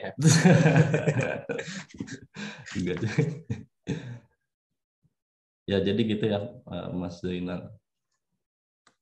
Thank you. Thank you, semoga menjawab ya Kak tadi pertanyaannya. Dan next nih ada yang nanya, adakah penerapan fragment test di mobile apps terhadap fitur yang ada dalam satu fragment? Nah, proses regress test di Flip seperti apa jika sebagai quality assistant? Mungkin dari Kak Adit atau Kak Sean? Maksudnya fragment test yang kayak gimana? Mungkin ya anonimus ya. Atau mungkin nih temen yang anonimus nih bisa kalau ada orangnya di sini bisa chat juga ya gitu untuk ngasih clarity mungkin pertanyaannya. Itu boleh Kak, silakan dijawab dulu. Atau aku jawab dulu yang proses regression test dulu aja ya. Proses seperti apa juga seperti ya. Kalau mungkin nanti saya bisa nambahin. Kalau regression kita lakuin, kita melibatkan banyak tim ya. Jadi kayak misalkan sekarang tuh ada berapa ya? Udah banyak lah. Cuman misalkan nih ada 5 tim yang di tim itu ada melibatkan mobile apps-nya. Jadi ada mobile dev-nya juga. Nah, di masing-masing internal tim itu perlu make sure nih kayak di fitur A oleh squad A, fitur B squad B, dan katakanlah ada tiga squad lah contohnya. Fitur C di squad C. Masing-masing itu harus bisa make sure dulu nih si A, B, C itu aman nih. Nah, itu masih sama kayak tadi yang dijelasin dari mini review sampai development dan sebagainya. Nah, kan ini udah selesai nih. Katakanlah sprint 1 udah selesai. Terus pas sprint 1 udah mau kelar, sebelum dirilisin si mobile apps-nya, ada regression juga. Biasanya kita ada 3 hari. Nah, di regression itu ya sama aja. Kita kayak nama juga kan regression ya. Fitur si squad A mengecek A dan sebagainya. Cuman kalau dengan adanya kayak mini review dan sebagainya, ini diharapkan bisa mengurangi effort kayak fitur A tadi setelah sering kali kan ada termuncul bug itu kalau udah rame ya, udah dicampur aduk dengan fitur-fitur lain yang bisa jadi begitu ada fitur B, fitur A-nya jadi ngebug nih. Nah, itu kan kita pengen make sure kalau walaupun ada changes dari fitur lain yang mungkin impact ke fitur kita tetap aman. Nah, itu di fase regression itu. Nah, tapi kalau semua at least udah make sure itu aman, jadi saat regression itu diharapkan ya kita bukan cuma sih kayak meningkatkan coverage kita yang mungkin tadinya belum tercover nih, ataupun ada hal-hal edge cases karena adanya kayak campur-campur dengan fitur A, fitur B, fitur C gitu kan. Bisa jadi ada hal-hal lain yang di luar scope baru ya ini ternyata baru aware ada ini, atau mungkin ada ya edge cases yang perlu di recheck lagi gitu, karena biasanya bug itu terjadi di situ. Saya mau nambahin terkait yang di regression. Cukup Kak, paling nambahin sedikit sih ya. Jadi tetap ya proses itu mengikuti proses yang quality assistant tadi. Jadi misalkan dari tim transfer nih, jadi misalkan ada 2 tim. Yang pertama tim transfer itu mendevelop fitur A. Terus yang tim international transfer ini nge-develop fitur baik. Nah, mereka tetap mengikuti proses yang tadi, yang quality assistant tadi. Namun regression ini ketika semuanya udah digabung antara tim transfer tadi sama tim international transfer. Jadi itu regression terpisah dari proses yang quality assistant. Kurang lebih gitu ya. Thank you Kak Adit, Kak Sehan untuk jawabannya. Semoga tadi yang kalau anonimus ada yang kurang jelas bisa ditambahin di kolom chatbox ya. Kita. Oke, ini ada pertanyaan selanjutnya dari Kak Yasir Arifin, nanya di tim QA Flip software apa yang biasa digunakan? Silakan. Silakan saya. Ya, software testing ya biasa. Maksudnya testing apa software apanya? Ya mungkin kayak automation dan sebagainya. Oh ya. Ya kalau automation kita pakai bahasanya pakai JavaScript ya. Terus juga kita untuk webnya itu pakai Cypress. Tapi kalau untuk API itu kita pakai Mocha dan Chai. Terus kalau app itu kita pakai Appium. Semuanya kita pakai JavaScript karena di kita itu developernya kadang ikut bikin automation test untuk fitur suatu fitur gitu. Ya Kak Adit mungkin ada tambahan.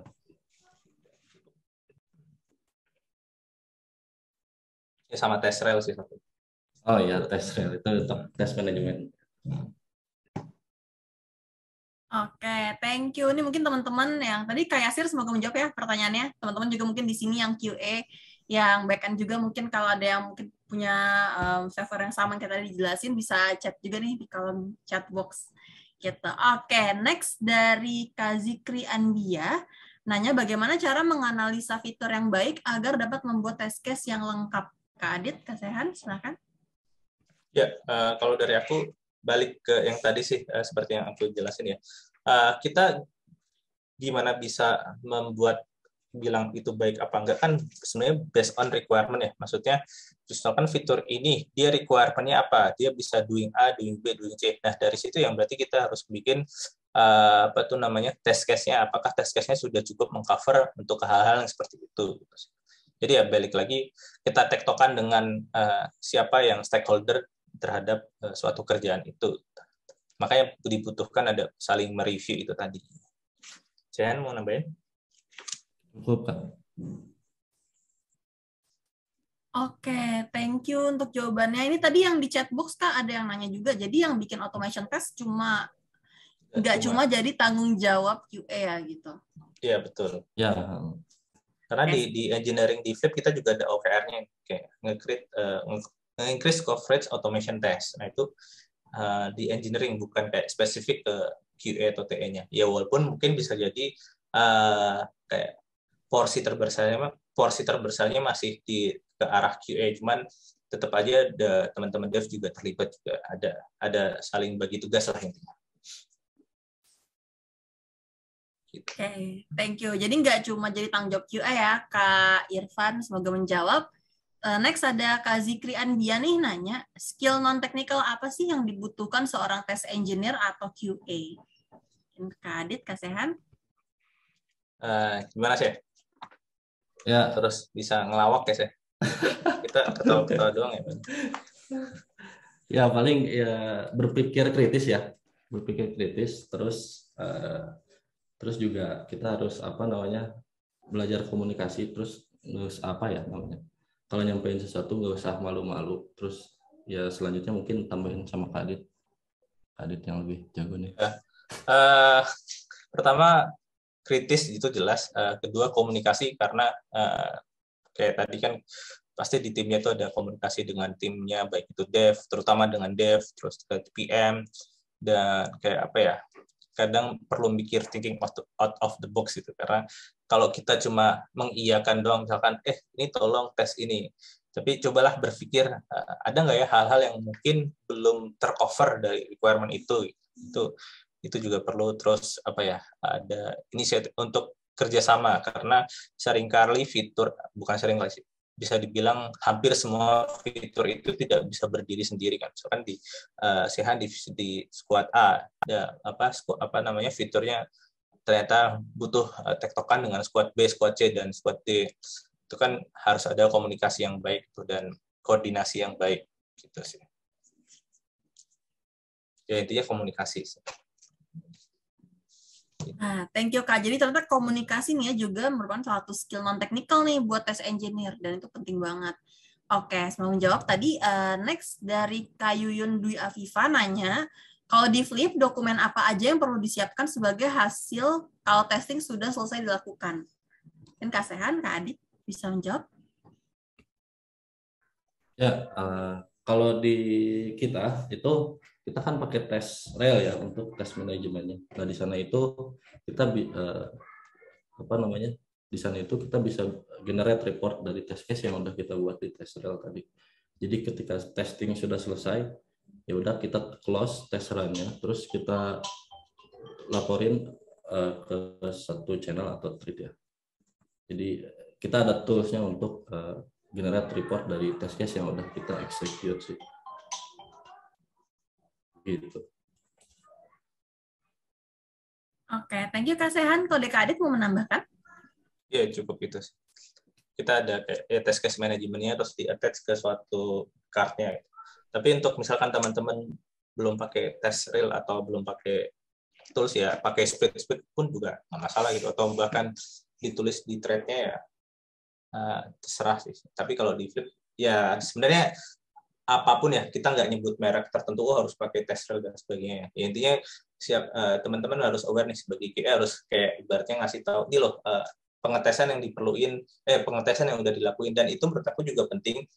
Kadangkala kita sebagai QA itu ada di posisi gini ya, mungkin nanti bisa ditanggapin kalau ada yang mengalami juga apa enggak. Udah di deadline akhir nih, terus tinggal pengetesan, terus ternyata sebenarnya masih ada bug atau fiturnya itu belum siap nih, tapi ada push yang cukup gede, baik itu dari entah lead kita, bos kita, atau investor ketinggian ya. Intinya dari stakeholder lah yang bilang, ayo ini bisa nggak buruan dirilisin. Tapi sebenarnya masih banyak fiturnya itu belum siap. Nah, kalau udah kondisi kejepit kayak gitu kan, kita sebagai QA ya doing yang kita lakuin dengan cara ya tunjukin dokumen itu. Misalkan bug-nya itu masih ada, tapi ada tekanan kayak, ayo segera dirilis dulu ya. Kita bisa pakai bukti pengetesan itu kalau misalkan ada fitur A, B, C yang masih ada bug nih. Kalau jadi kedepannya misalkan ada suatu problem atau isu, ya semuanya udah tahu nih, kita udah nge-test dokumen ini. Kalau misalkan ada kenapa-kenapa, tanggung jawab bareng ya. Gitu sih. Itu penting juga dokumen testing. Gitu. Wah, insight baru tuh. Menarik banget, Kak Adi. Thank you. Ini juga ada yang nambahin nih, Kak Irfan bilang di tempat Kak Irfan itu pakai spreadsheet dan attachment-nya di-upload ke Drive as long as it works. Oke, thank you juga tadi Kak Irfan. Nah, untuk thank you Kak Adit dan Kak Sehan. Mungkin untuk next, ini ada dari Kak Reza Saputra, nanya, dalam melakukan QA, apakah ada toleransi minimum bug yang muncul sehingga sebuah fitur, program, atau software bisa tetap dirilis sembari memperbaiki bug tersebut? Mungkin Kak Adit sama Kak Sehan bisa dijawab. Sehan dulu deh. Ya, toleransi minimum bug yang muncul ya, sehingga memang benar jadi kasusnya ini pengen force di deploy untuk fiturnya ya. Yang minimum bugnya itu paling yang enggak signifikan banget ya, enggak ke pengaruh dari fungsional utama dari software itu sih paling. Kalau yang terkait bug yang muncul kayak misalkan di web nih ternyata ada typo mungkin atau dari Kak Adit mungkin bisa ditambahin. Ya, ini sebenarnya balik lagi kayak tadi yang aku tulis di slide ya. Kita ada kayak priority dan ya mungkin kalau bug mungkin severity dan sebagainya.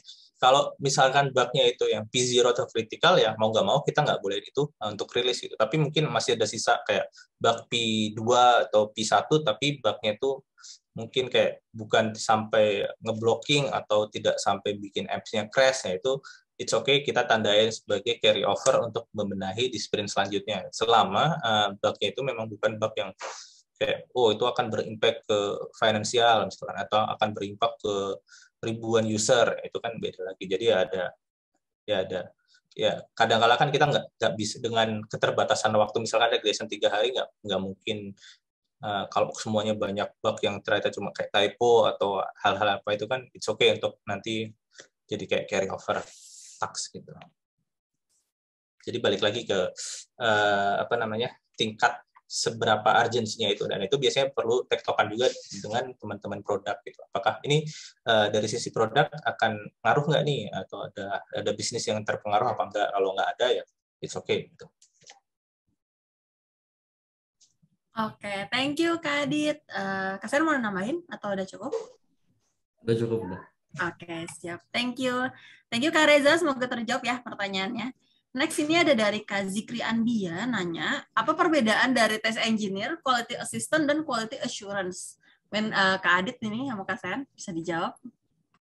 Mana sih? Ya, silakan Kak Adit. Kalau dari aku sih sebenarnya nggak usah terlalu membingungkan nama itu ya, karena bisa jadi penyebutan test engineer di Flip dengan test engineer di company A sama, tapi job desk-nya berbeda, atau satu nyebut tester doang, atau satunya ada software developer engineer in test ya, SDET atau SEIT, banyaklah pokoknya variannya. Itu menurutku nggak usah terlalu diributkan sih, tapi maksudnya nggak usah terlalu dibingungin, cukup lihat aja job desk-nya seperti apa itu, apakah ini tesnya seperti ini, karena bisa jadi at least tahu aku ya, kayak itu tergantung lagi gimana di company itu mendefinisiinnya terhadap nama itu gitu sih. Jangan mau nambahin? Ya, mungkin terkait yang tadi quality assistant, karena tadi di-share ya. Jadi kalau itu sih sebenarnya cuman mindset cara kita implementasi terkait software development ya. Jadi itu bukan suatu role atau apapun itu. Tetap role-nya test engineer atau quality assurance itu. Kurang lebih begitu sih. Jadi kalau quality assistant itu bukan role. Itu Kak Sarah. Mudah-mudahan menjawab ya, Mas Zikri. Thank you Kak Sehan, Kak Adit mudah-mudahan menjawab. Mungkin boleh sedikit nge-spill nggak sih Kak Adit atau Kak Sehan nih, kalau tes engineer di Flip sendiri tuh mungkin job desk-nya gimana sih gambarannya gitu, biar mungkin lebih clear lagi nih. Ya sebenarnya sama dengan QA atau tes yang lain ya.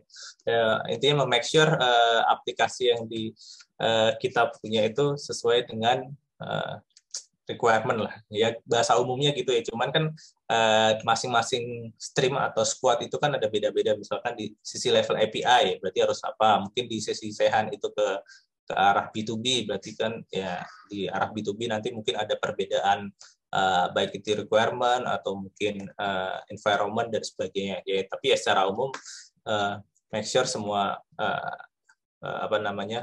functionalities dan di sistem kita berjalan dengan sebagaimana yang diharapkan. Gitu aja.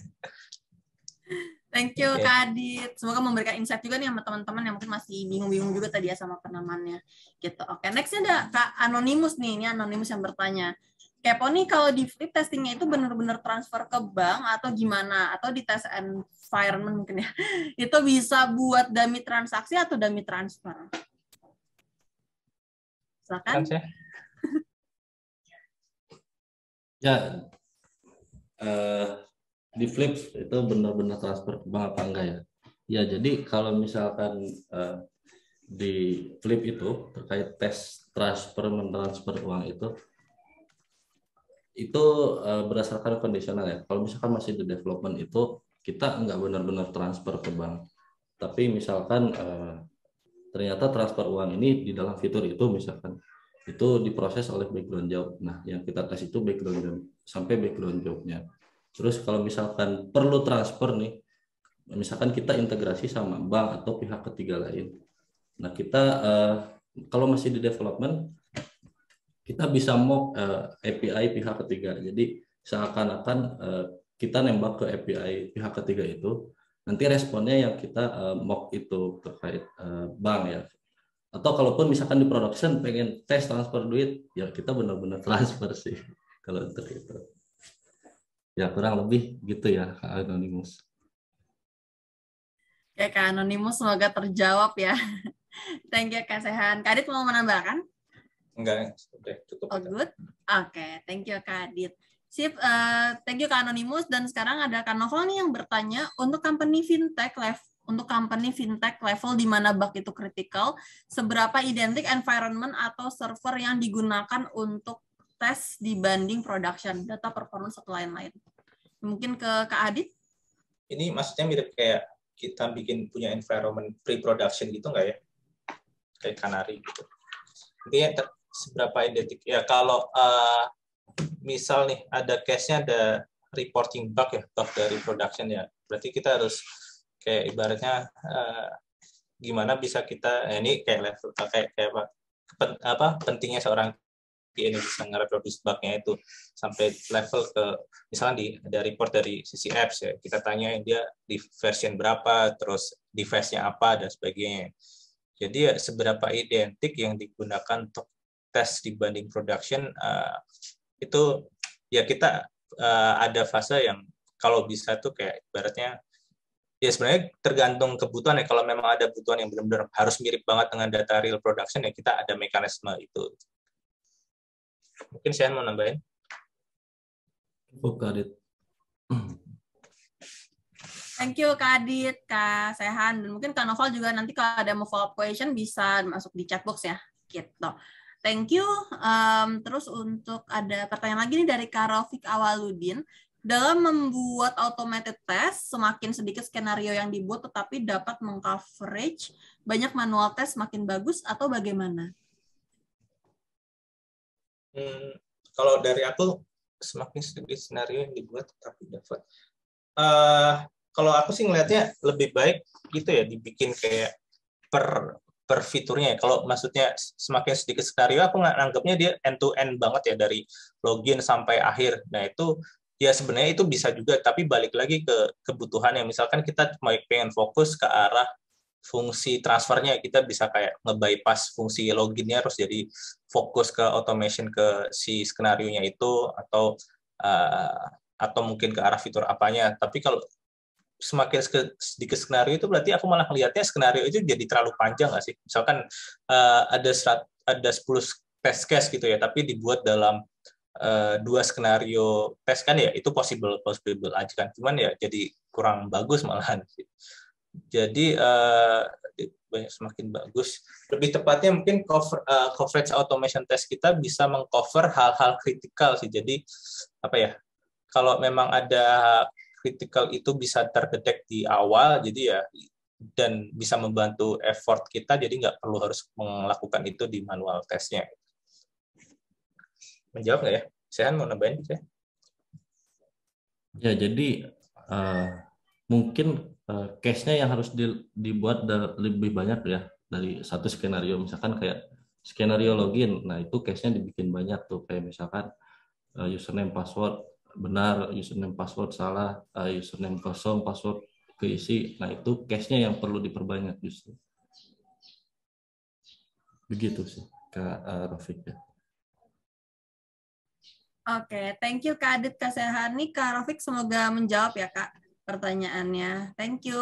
Nih next Kak Zikri lagi nih bertanya, langsung nembak Kak Adit nih, langsung Kak Adit. Apa aja yang dibahas di mini review dan role apa aja yang ikut partisipasi di mini review? Oke, tadi sebenarnya udah terjawab ya, tapi mungkin kalau mau aku ulangin ya, kalau apa aja yang dibahas ya balik lagi ke, kan kalau kita ngelakuin card gitu ya, baik di ClickUp ataupun Jira kan sesuai DoD-nya itu, kalau memang DoD-nya misalnya biasanya kan ada fitur gede terus dipecah jadi beberapa sub card ya, apa misalkan fitur gede transfer itu dipecah jadi card, fungsi A-nya, fungsi B, fungsi C ya. Kalau saat melakukan mini review fungsi A ya di based on requirement itu aja. Kalau di card A itu DoD-nya bisa doing A, B, C ya kita review terhadap fitur itu. Dan siapa aja yang berpartisipasi ya, tim yang terlibat itu kayak dev, dan dev jelas ya QA, terus PM, atau bahkan mungkin mengajak ke eksternal tim. Maksudnya misalkan kita lagi ngedevelop fitur yang ternyata akan menyenggol ke tim lain nih, ada kepentingan lah dari tim lain. Kita bisa ngundang mungkin QA dari tim sebelah atau PM-nya atau mungkin dev-nya buat ibaratnya kayak melihat nih kayak gini udah sesuai nggak dari sisi teman-teman di tim lain atau enggak kayak gitu sih. Oke, thank you Kak untuk menjawab pertanyaannya. Kak Zikri juga thank you nih pertanyaannya. Terus mungkin dari Kak Bagus Setiadi nanya, QA manual masih dilirik sama Flip enggak? Silakan langsung dijawab Kak. QA manual di Flip kita pasti ngelakuin, tapi hopefully teman-teman juga punya basic coding ya, karena kita pengen kayak tadi nggak cuma manual doang, tapi juga harus bisa automation. Tapi bukan berarti yang harus kayak advance banget ya. At least tahulah basic apa ya, programming kayak ya basic programming sebetulnya ada.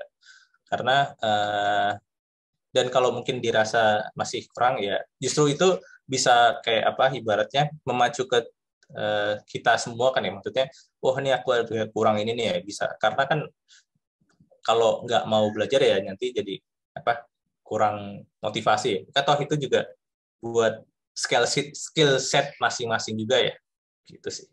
Jadi kita pengen kayak semuanya dapat lah. Ya kalau dilirik mungkin masih ya, tapi lirik doang ya, belum sampai ayo sini gitu. Oke, thank you Kak Adit. Ini Kak Sehan mau menambahkan? Udah cukup. Siap, thank you. Semoga terjawab ya Kak Bagus pertanyaannya. Yang nanya juga tuh yang serupa Kak Irfan di Oh iya, Kak Irfan juga nanya nih, ada nggak yang tadinya QA manual lalu dibimbing sama Flip untuk automation? Ada nggak ya Syah? Sebelum aku join ada nggak ya?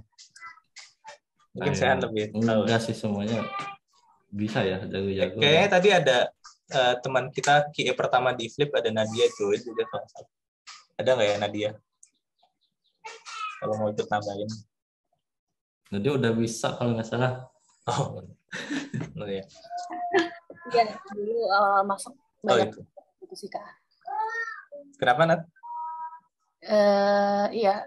Awal masuk aku masih manual tes waktu itu, fully manual, sampai akhirnya ada Sehan bantu di automation, akhirnya sekarang hybrid ya, semua handle manual dan automation. Ya.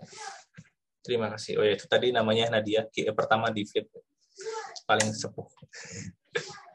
Gitu. Jadi kalau pertanyaannya ada enggak ya ada itu, tapi sayang sekali itu dulu ya, maksudnya kalau sekarang masuk ke Flip harus bisa automation juga, walaupun ya mungkin basic nggak masalah. Gitu. Thank you Kak Adit. Thank you juga Kak Nadia tadi ya udah nambahin pengalamannya. Mungkin ada yang mau nanya juga nih ke Kak Nadia sebagai QA pertama di Flip gitu ya. Bisa juga nih ditulis di chat box. Thank you juga tadi jawabannya dan semua terjawab. Ini next ada pertanyaan dari Kak Jonathan nih. Kalau sebelumnya terbiasa dengan Mocha framework dan Chai untuk automate API test, untuk UI automation testnya sebaiknya menggunakan apa ya? Mungkin Kak Adit, Kak Sehan. Sehan banget ini. Kak Sehan bisa bantu jawab? Ya, untuk UI. Halo, Kak Sehan. Okay. Halo. Dan tadi suaranya agak sempat hilang. Mungkin. Tadi sempat freeze dikit. Ya, sorry. Ya, untuk UI automation testnya itu ya nggak apa-apa pakai Mocha atau Chai lagi untuk UI automation testnya. Atau kalau misalkan mau belajar lagi itu pakai tools yang lain, itu juga nggak apa-apa kok, cuman emang jadi learning curve lagi ya, jadi belajar lagi untuk tools yang barunya itu. Kita juga sebenarnya bebas mau pakai tools apapun selama bisa memfasilitasi tester lainnya untuk bikin automation. Gitu. Thank you Kak Sehan untuk jawabannya. Ini ada yang nambahin nih, tadi Kak Zikri bilang belajar automate seru Kak, langsung dicobain, bisa mulai dari tools seperti test project, dari method record gitu mudah sih. Ada nambahin di chat box. Thank you Kak Sehan untuk jawabannya. Thank you Kak Jonathan untuk pertanyaan juga. Next ada pertanyaan dari Kanel Cassandra. Nanya, apakah ada run performance test di Flip? Kalau ada, setiap kapan dan pakai tools apa ya? Nah, ini salah satu pelakunya nih, Sehan. Saat begadang performance test nih. Ya, itu kita nggak ada jadwal setiap kapan kita ngelakuin performance test ya. Cuman terakhir kita lakuin itu kurang lebih berapa bulan yang lalu ya, Adit? Saya lupa. Ya, kalau kayak rutin di kita sekarang belum ada itu, tapi kayak ibaratnya based on requirements sih. Misalkan ada tim marketing mau doing campaign apa dan butuh bantuan teman-teman dev untuk make sure sistem kita aman nih, nggak down kalau lagi banyak yang akses, itu ya kita lakuin. Gitu. Dan pakai toolsnya pakai JMeter. Oke, thank you. Semua tadi Kanil terjawab ya pertanyaannya. Thank you Kak Sehan, Kak Adit. Next ada Anon lagi nih, Anon yang bertanya, mini review dilakukan sebelum sprint review kah atau setelah sprint review? Atau mini review sama dengan sprint review? Mungkin boleh bantu dijelaskan, Kak Adit, Kak Sehan? Silakan saya.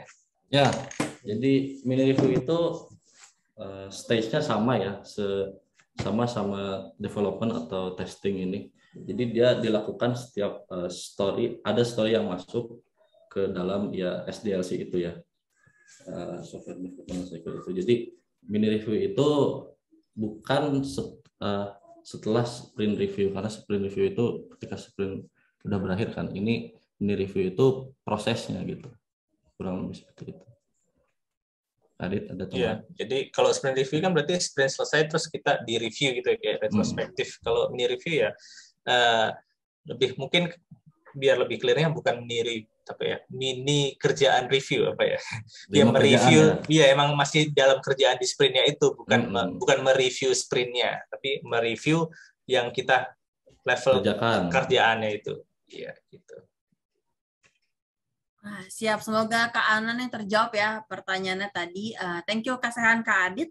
Ini ada yang bertanya juga nih dari Kak Irfan, apa yang harus dilakukan ketika QA masih manual namun butuh untuk automation? Apakah memungkinkan dari dev membantu membuatkan proses automation ini? Silakan, Kak. Kalau case spesifiknya di Flip, tadi yang di awal ya, di Flip QA harus bisa nge-automate juga. Cuman kalau untuk jawaban general, kalau apa yang harus dilakukan saat QA masih manual, ya belajar. Kita harus belajar juga, ningkatin diri juga untuk belajar automation. Tadi juga ada yang ngasih beberapa itu ya, Mas Zikri ya, itu ya kita belajar terus. Tapi kalau apakah mungkin dari dev bantu proses automation, ya mungkin di awal ya nggak masalah, kayak belajar tadi, kayak bahkan di awal kan Sehan kayak ngajarin Nadia dan sebagainya. Cuman kan kita nggak pengen kayak disuapin terus kan.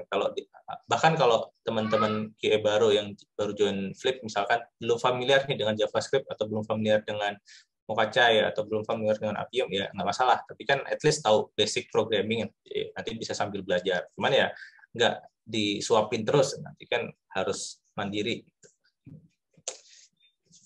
Tuh, Sehan, mau nambahin sih?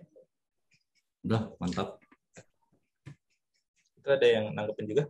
Kalau dari Mas Muhammad Arif Darmawan, kalau penggunaan tools kayak Catalan gitu termasuk automation testing nggak? Gimana sih? Ya, itu automation juga ya, kayak Catalan. Ya, termasuk. Cuman yang aku garis bawahi adalah kan aku pribadi belum pernah nyobain Catalan sih, cuman ada yang fitur kayak itu ya, record and play gitu ya, terus ada yang tinggal masukin exploit-nya dan sebagainya. Itu nggak masalah dan bagus sih buat belajar. Cuman aku ngasih pengingat aja, jangan sampai ketergantungan dengan suatu tools gitu. Misal karena aku pas interview nih, ini agak sedikit bocoran ya. Misalkan interview teman-teman QA atau TE, pas pengerjaan mereka pakai Catalan, begitu aku tes case yang mirip, kelabakan nih karena aku minta ngasih code-nya doang tanpa harus pakai tools apapun. Nah itu kalau kita ketergantungan sekali dengan suatu tools kan agak repot ya, karena kan kita nggak tahu ke depannya, mungkin kita sekarang di Flip pakai Cypress, suatu saat kita pindah migrate ke tools lain, itu kan berarti harus ada proses belajar lagi. Tapi kalau ketergantungan stuck dari satu tools ya kurang bagus gitu sih. Oke, thank you Kak Adit. Thank you juga tadi ada Kak Muhammad Arif Darmawan ya yang nambahin di chat box. Oke, next kita bisa ke pertanyaan selanjutnya ya dari Kak Kamil. Kak Kamil mau nanya, bertanya, misalnya kita sprint 1 minggu, itu kapan ya kira-kira kita bisa bikin automation-nya? Biasanya kan dari FE itu naik ke dev H-4 review. Mungkin silakan dari Kak Sehan.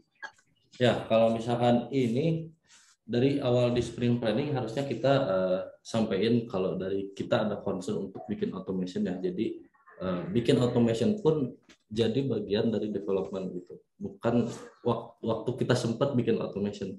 Jadi kita harus emang ngasih slot waktu untuk bikin automation ini. Jadi itu masuk prosesnya development sih. Jadi kita apa namanya, ada waktu untuk kerjain itu daripada misalkan itu di luar dari development. Ya kurang lebih seperti itu biar bisa bikin automation. Bukan karena waktu sempat apa nggak sempatnya gitu. Ya, nambahin tadi benar yang dibilang Sehan, kalau cuma jadi kita balik lagi nih mindsetnya. Kalau mindsetnya udah culture, udah automation ataupun testing itu sebagai ya bagian dari development, ya kita bikin kayak ada card sendiri juga. Kalau ini cardnya itu terkait bikin automation skenario-nya. Nah, tapi mungkin ada ini aku nangkepnya adalah Mas Kamil ya.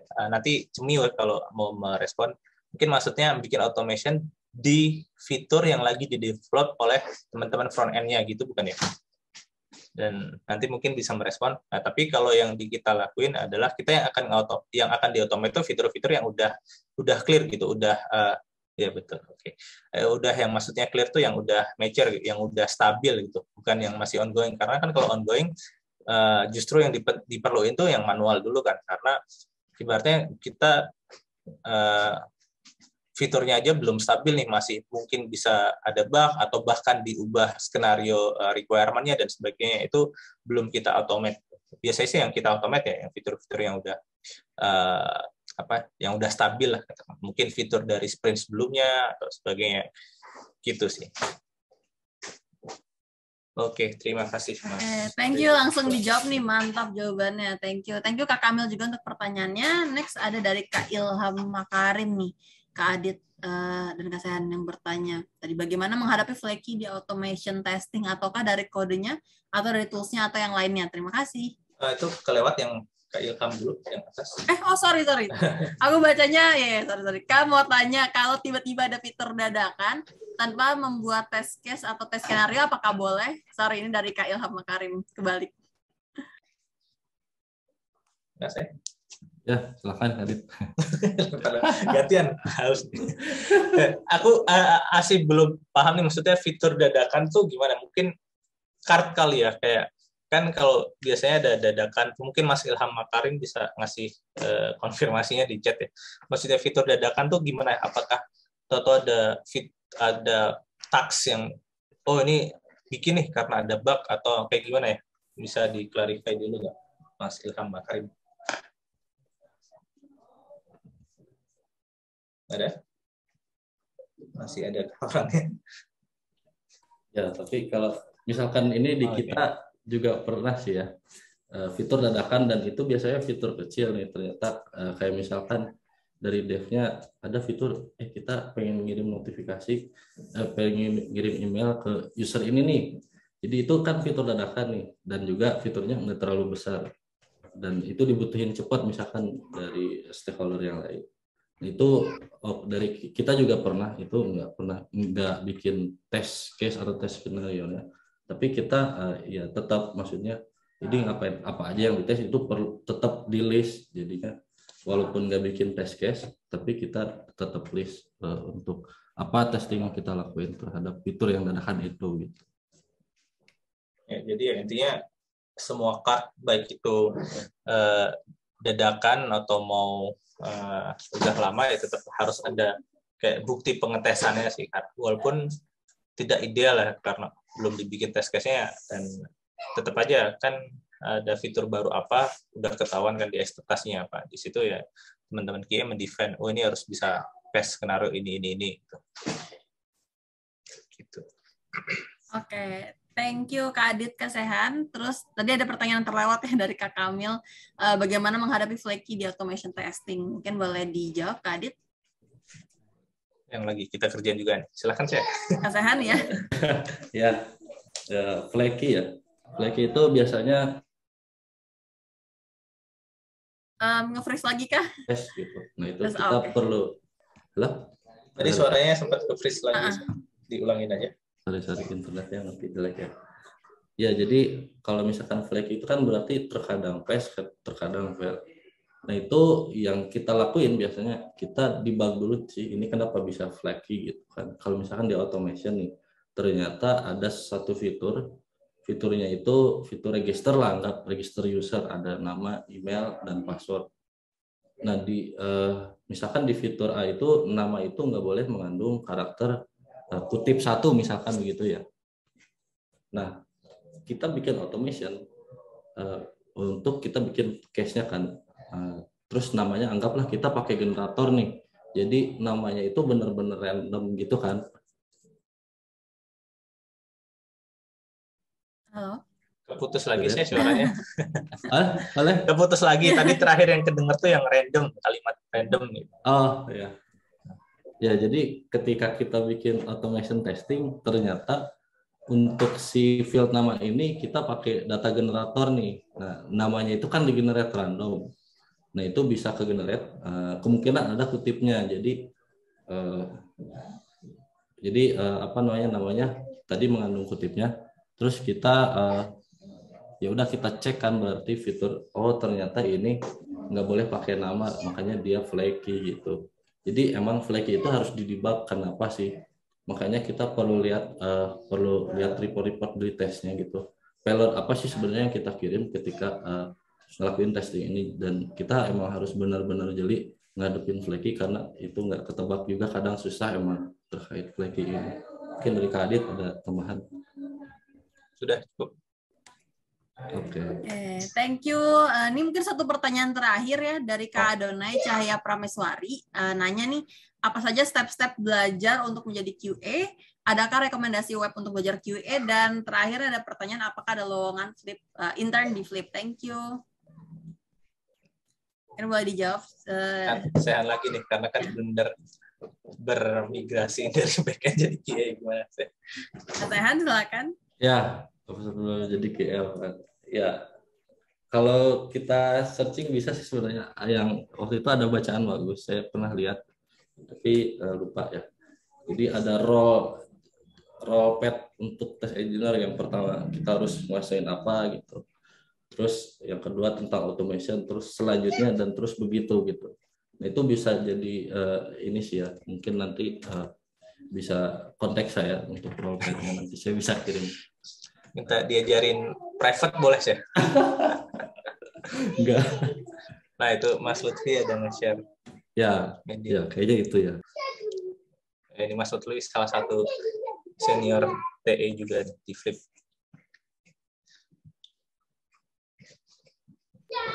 Oke. Mau ditambahkan Kak Adit?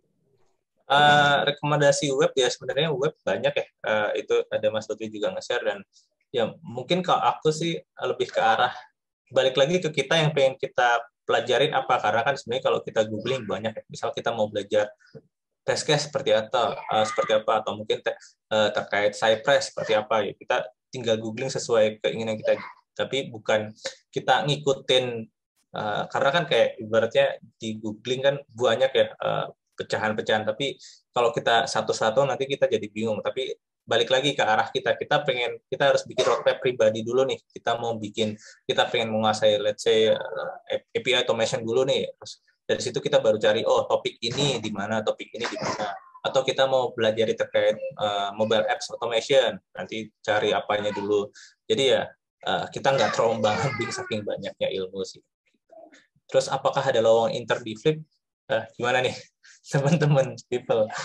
Intern apa nih? Intern QA atau intern doang? Kalau intern doang kayaknya ada ya. Kalau intern QA kayaknya gimana nih? Belum ya. Justru itu nanti harus teman-teman di sini masih ada banyak banget kan yang bergabung. Itu kita mau ada announcement penting juga nih habis ini, makanya ditunggu sebentar lagi. Gitu.